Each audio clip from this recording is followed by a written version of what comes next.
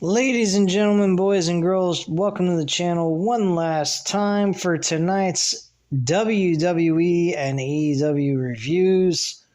This is the WWE Smackdown review for May 24th, 2024. Smackdown was an average show, very light. Nothing heavy took place on this show tonight. Obviously, for good reasons. I mean, they're in Jeddah for the go-home show of SmackDown. The importance of the show is the two semifinals for SmackDown side of things for the King and Queen of the Ring, and a few added-on matches that were thrown in there as well. There was only 4 matches, really. AJ Styles was backstage with Nick Aldis discussing about the future, what he can do. He wants another shot for the WWE title against Cody Rhodes, but unfortunately, because of the situation of his wins and losses and what he's been doing as of late in the ring, he can't grant him that opportunity yet until he earns it again. And AJ's like, I don't know if that's possible because I don't have enough time to do that. I think this is going to lead to a Braun Breaker AJ Styles trade. I think that's what the whole purpose of this was. That's what I'm leaning towards because it's the only logical sense. Because AJ Styles would be a new face on Monday Night Raw. He could challenge Damian Priest for the World Heavyweight Championship. Going into like Money in the Bank or something like that. That could be a possibility. Who knows? So it's a possibility what I think could happen, but I'm not sure yet. Nia Jax went ahead and faced Bianca Belair in the opener of the show. She ends up beating Bianca. Obviously, I think Nia Jax will be the one to win her match. And Randy Orton ending the show with 13 minutes and 58 seconds of a matchup with Tama Tonga, I thought was a decent showing for him. And Randy Orton picked up the victory there with an RKO. Had a good matchup with him. The ending of the show had Kevin Owens making a save for Randy Orton to protect him from getting beaten up by the Bloodline and so forth. So that was some good stuff there for the ending of the show. So I got to give them credit for that. Bayley went up against Chelsea Green one-on-one, a match that was non-title, and personally did not give two flying fucks about why this match was happening. I have no idea. And then there was a segment with the Austin Theory and Grayson Waller. They were supposed to have LA Knight as their guest on their show, but unfortunately, that was not made. LA Knight was not used in this segment. Instead, it was Carmelo Hayes. Carmelo Hayes talked a lot of shit, said that him, Austin Theory, and Grayson Waller are the guys of the future of this business. While LA Knight's an over-the-hill guy that has not accomplished anything in his career, and Bobby Lashley couldn't give advice to anyone. Look at the Street Profits. They were brought into the situation. This led to LA Knight coming out, getting really pissed off, throwing a lot of the decorations around out of the ring and so forth, pissing off Grayson Waller a lot since it is his show, and leading to LA Knight and the Street Profits having a 6-man tag team match against Austin Theory and Grayson Waller and Carmelo Hayes. This led to LA Knight winning the matchup with the Street Profits. Fairly decent 6-man tag team match. Nothing to cry home about. I mean, if you missed this show, you didn't really miss much. Outside of seeing the finals of these two matches to the King and Queen of the Ring matches, I mean, honestly, there was nothing on the show that you really missed. Cody Rhodes and Logan Paul had a decent little back and forth conversation in the ring, but Am I going crazy over it? No, but did they do some things here that was making they were trying to make this match seem important, having some sort of reason for this match taking place by, kind of hyping up Logan Paul in a sense, trying to get Logan Paul at the level of Cody Rhodes in a way by saying, hey, if you want to be able to make it in this business like I have, you got to fully commit yourself. You are a great wrestler and you could be a superstar and as big as I am if you committed yourself. But he doesn't believe he has that kind of heart to go that far with his profession to reach Cody Rhodes' level. And that's why he believes that he's going to be the guy to win and retain his championship, and then he's going to kick Logan Paul's ass, which I fully expect and hope he does, because I can't stand that motherfucker. He went ahead and he said, another thing that I don't trust you is the brass knucks. They did show a press conference of him talking about brass knucks, handing it over to Michael Cole, saying that he will not use the brass knucks. He will win this match fair and square, no cheating, no nothing, and he will earn the decisive victory with no disputes over his win with Cody Rhodes. So Cody asked, okay, fine. Why don't we go ahead and have a referee come in here right now to see if you actually have brass knucks on you? And we'll see if that's the case, even though you already handed over brass knucks to Michael Cole. You could always have another pair of brass knucks in your pockets or something like that.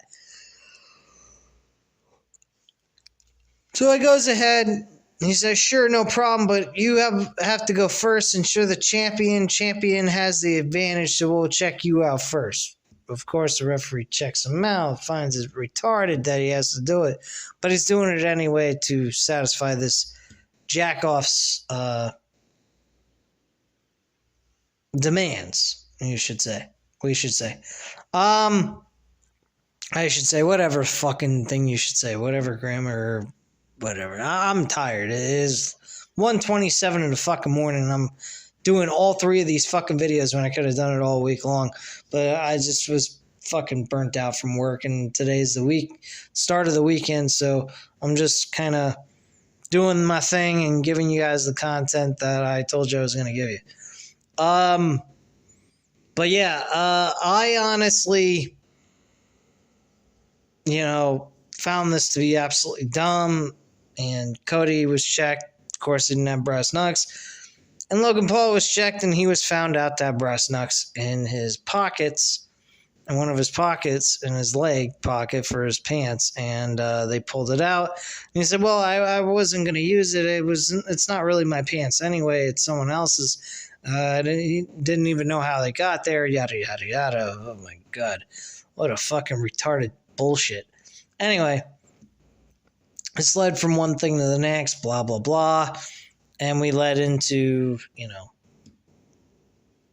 Cody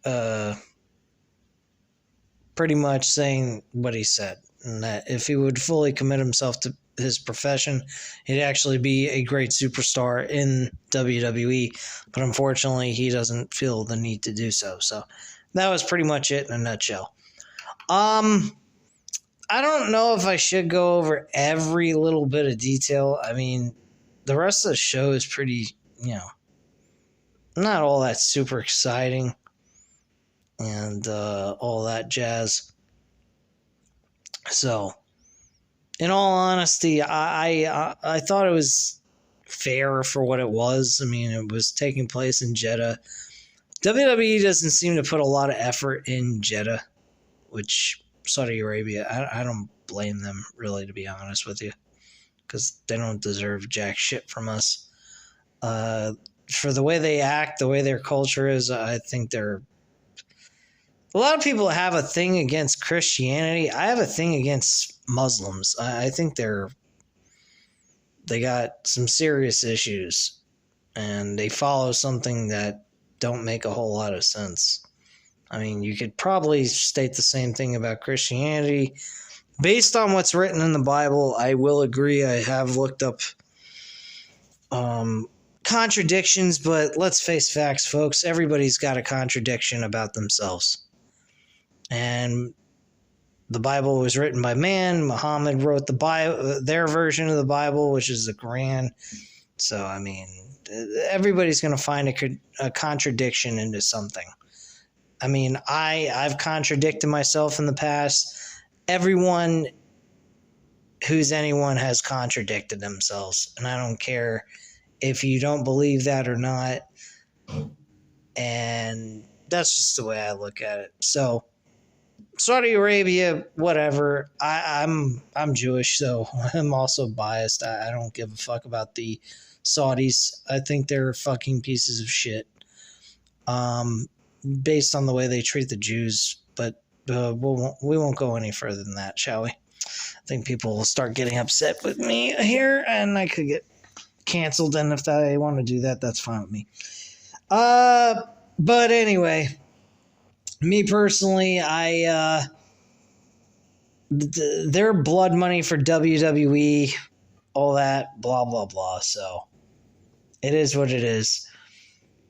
And the two matches for the King and Queen of the Ring finals on the Smackdown side of things was decent, not bad. And I thought it was okay.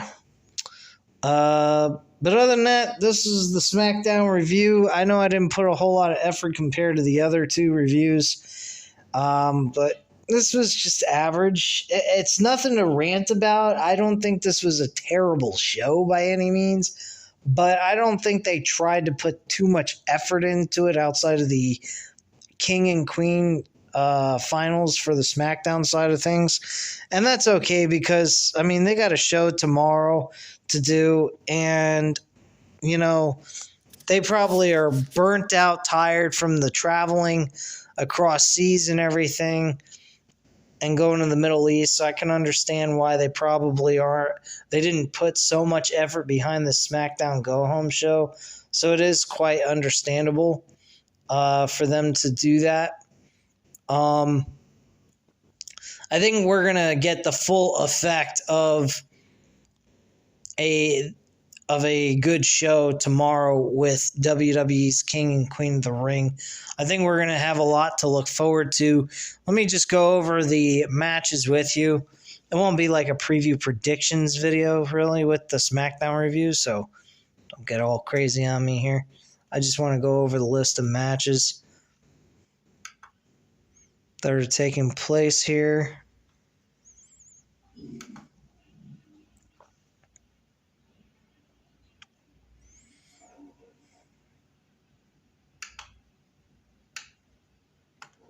So here's the matches. So we got Gunther versus Randy Orton in the men's finals. They got fucking Lyra Valkyria versus Nia Jax. We got the pre-show with Bianca Belair and Jade Cargill going up against Candice LeRae and Indy Hartwell. Why they're getting tag team title shots over Shayna Baszler and Zoe Stark, who won the Monday Night Raw Fatal 4-Way match. It's beyond me. I don't know why that's taking place, but okay. Makes fucking zero sense to me, but all right. Whatever. We got Becky Lynch and Liv Morgan for the Women's World Championship from the Raw side of things. The Sami Zayn IC Championship title defense against Chad Gable and Bronson Reed. And then we also got Cody Rhodes versus Logan Paul for the WWE Undisputed Championship. So we got 5 good matches. One's on a pre-show, which I'm not going to even fucking watch. Nor should you. I mean, it's a fucking waste. I don't even know why it's booked. But the main card matches, I'm highly interested in seeing how all that goes. And hopefully it turns out to be a good showing. I think it will be. And I think we're going to get a really good pay-per-view here with WWE. On AEW side of things, which is on Sunday. Holy fuck, I can't believe I'm going to be watching this shit. Double or Nothing 2024. Oh, God. This to me is just a fucking joke, honestly. I don't even know why I'm going to waste $50 on this, but it is Double or Nothing, and it's something that should be a fairly decent pay-per-view and worth the $50, but it is kind of an iffy. Roderick Strong versus Will Ospreay for the AEW International Championship. That's going to be a good one.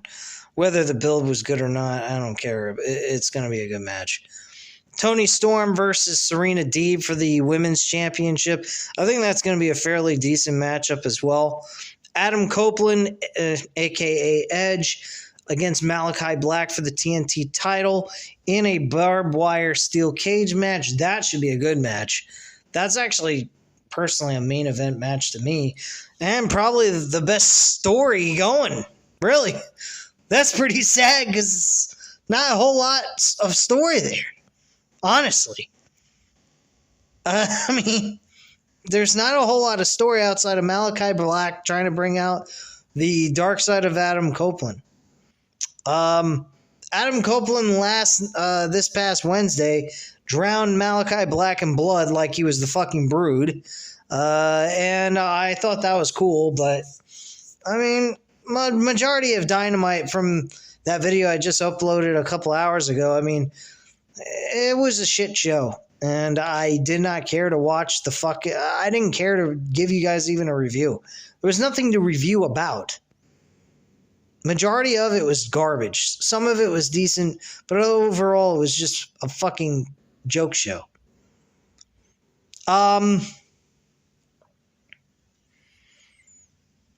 So we then also have Jon Moxley against Takeshita in the IWGP World Heavyweight Championship Eliminator match. Again, like I said in the Dynamite review, what the fuck are we having a title eliminator? Don't know why that's taking place. Trent Beretta versus Orange Cassidy. That, sadly, even though it has a very low hype, it actually has a story behind it. That's pretty fucking pathetic. With all these big stars, most of them don't got a real fucking story. They're all fucking garbage.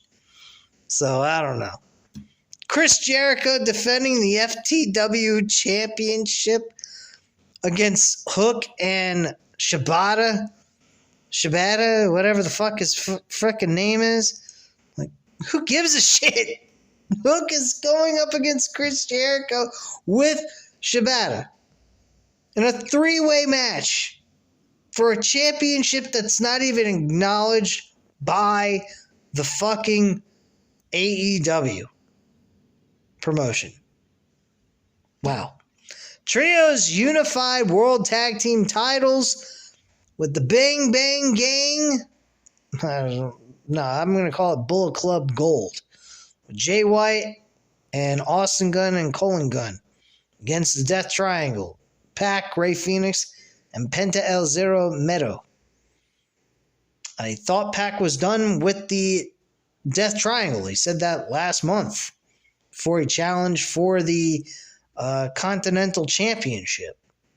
Apparently that all changed since he lost to Okada. So, okay. It's fucking stupid. Willow Nightingale versus Mercedes Moné for the AEW TBS Championship. Who fucking cares? Mercedes Moné is going to win. Willow Nightingale is going to fucking be a transitional champion. Kudos to her. Good for her. 10 fucking matches this shit. The Elite with Okada, Jack Perry, and the Young Bucks against Bryan Danielson, Darby Allin, and FTR in a Anarchy in the Arena match. Wow. And then we have Swerve Strickland versus Christian Cage for the AEW World Championship. That won't even be the fucking main event. It'll either be the co-main event or the match that will be in the middle of the show. For all I fucking know. And the Elite and Team AEW Anarchy in the Arena match will be the main event of the show. More than likely. Swerve Strickland's getting a fucking stiff. Stiffy right up his ass. This is a fucking joke, guys. But I'm going to go ahead and spend the $50 so I can at least give you guys the review for this event. Yeah, I'm not as hyped up for this as I am for King and Queen of the Ring. Pretty fucking sad, actually. Since you're legitimately paying money to watch this compared to the King and Queen of the Ring, where you're only paying a monthly subscription of $11.99 if you're doing the no ads subscription, which is what I do. I don't do ads. I fucking hate them. But anyway, guys, that is pretty much it, guys. At this time, you know what to do. Hit the like button if you like the video. Hit the subscribe button if you're not already subscribed to the channel. Leave a comment down below. I'll definitely get back to you on that. Thank you guys very much for watching. Have a great night, guys. Bye.